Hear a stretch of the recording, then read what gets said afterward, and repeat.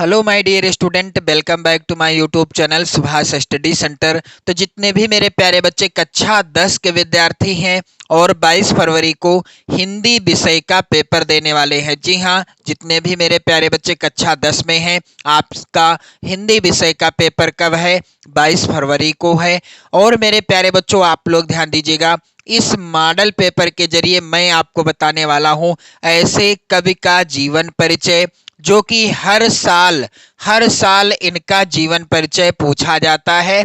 और 2024 के लिए भी इन कवि का जीवन परिचय बहुत ही ज्यादा इम्पोर्टेंट है। लिखने का तरीका भी बताऊंगा, जीवन परिचय कैसे आपको लिखना है ताकि आपके पूरे पूरे नंबर मिले, और कैसे आपको याद करना है, क्या चीजें याद करनी है, क्या नहीं याद करनी, सारी चीजें मैं आपको बताऊंगा।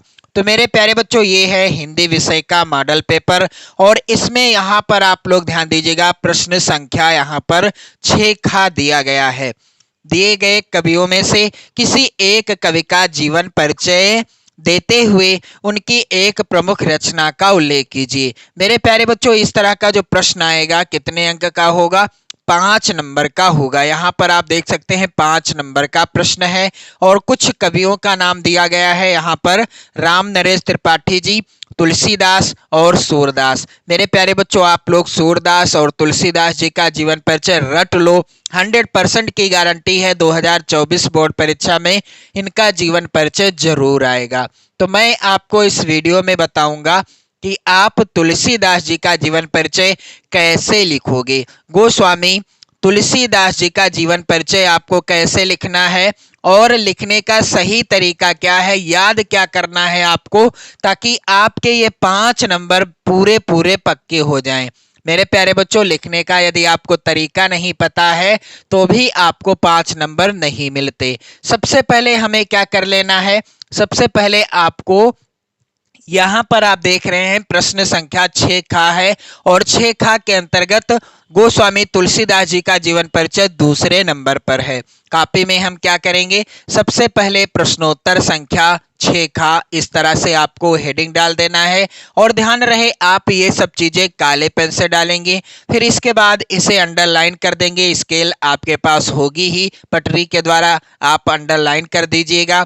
फिर दूसरे नंबर पर है यहाँ पर तुलसीदास जी का जीवन परिचय, तो तुलसीदास इस तरह से लिख दिया जाएगा।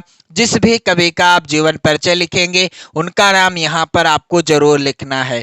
फिर 6 खा इधर आप डाल देंगे, और क्या करेंगे मेरे प्यारे बच्चों, इसको भी आप अंडरलाइन कर दीजिएगा स्केच से या काले पेन से। इसके बाद आप यहाँ पर ध्यान दीजिएगा, सबसे पहले आपको क्या करना है, जो महत्वपूर्ण बिंदु हैं जीवन परिचय हेडिंग डाल दीजिएगा, और जो महत्वपूर्ण बिंदु हैं, जैसे जन्म कब हुआ तुलसीदास जी का?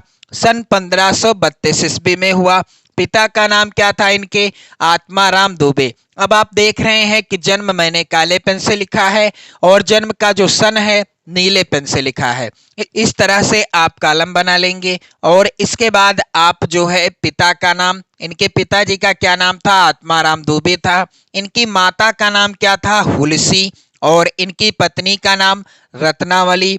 इनकी भक्ति भावना कैसी थी? तो गोस्वामी तुलसीदास राम भगवान के भक्त थे, इसलिए ये राम भक्ति भावना के प्रमुख क्या कहा जाए, प्रणेता भी माने जाते हैं। मेरे प्यारे बच्चों, इनकी रचनाएं, कुछ महत्वपूर्ण रचनाएं जैसे रामचरितमानस हो गया, विनय पत्रिका, दोहावली, कवितावली आदि।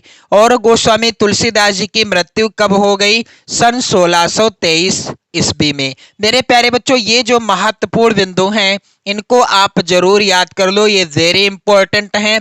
और यदि आप ये बिंदु याद कर लेते हैं तो आपको जीवन परिचय लिखते समय किसी भी तरह की कठिनाई का सामना नहीं करना पड़ेगा। क्यों? क्योंकि मेरे प्यारे बच्चों, जन्म जब आपको पता होगा कि जन्म कब हुआ तुलसीदास जी का, सन 1532 ईस्वी में। इनके पिता का नाम आत्माराम दुबे था, इनकी माता का नाम हुलसी, पत्नी का नाम इनकी रत्नावली, और इनकी भक्ति भावना राम भक्ति के प्रमुख जो है ये उपासक थे, यानी भगवान राम के प्रमुख उपासक थे।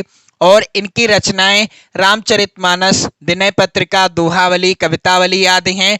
और इनकी मृत्यु कब हो गई? सन 1623 ईस्वी में। यदि ये बिंदु आपको याद रहेंगे तो आप ट्रिक के माध्यम से यानी इन्हीं महत्वपूर्ण ट्रिक्स के द्वारा जीवन परिचय बनाकर भी लिख सकते हैं। फिलहाल गोस्वामी तुलसीदास जी का जीवन परिचय बहुत ही आसान शब्दों में मैं आप सभी के लिए लेकर के आया हूं।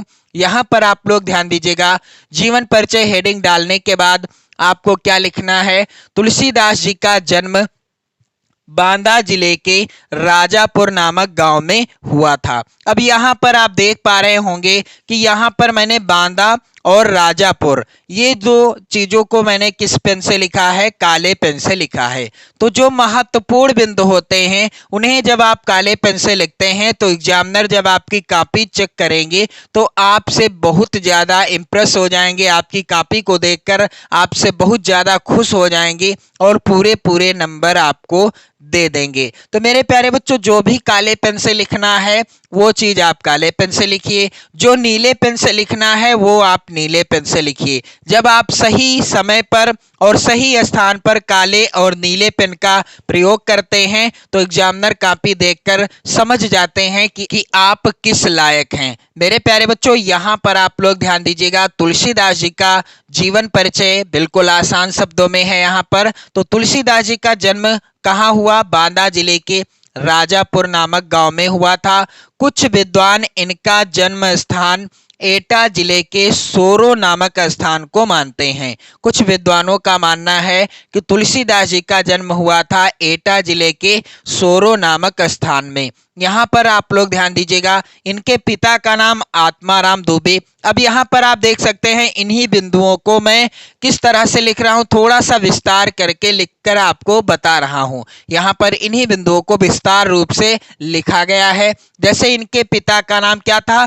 आत्माराम दुबे था, और ये भी आप काले पेन से लिखेंगे। कुछ बच्चे क्या कर देते हैं कि ये सभी चीजें यानी पूरा का पूरा जीवन परिचय नीले पेन से ही लिख देते हैं, जो कि गलत है। जो महत्वपूर्ण बिंदु हैं उन्हें आप काले पेन का प्रयोग करके जरूर लिखें। अब यहाँ पर है इनके पिता का नाम आत्माराम दुबे और माता का नाम हुलसी था। तो आप देख रहे हैं माता का नाम भी काले पेन से लिखा गया है। फिर अभुक्त मूल नक्षत्र में जन्म होने के कारण इनके माता पिता ने इन्हें त्याग दिया था। स्वामी नरहरिदास ने इनका पालन पोषण किया था। काशी के, अब यहाँ पर आप देख सकते हैं महत्वपूर्ण बिंदु काले पेन से लिखा है, आपको भी काले पेन का प्रयोग करना होगा। काशी के शेष सनातन नामक विद्वान ने इन्हें वेदों, पुराणों आदि ग्रंथों का ज्ञान कराया था। इनका विवाह दीन बंधु पाठक की कन्या रत्नावली से हुआ था। इनका विवाह किसके साथ हुआ था? दीन बंधु पाठक की कन्या रत्नावली के साथ हुआ था।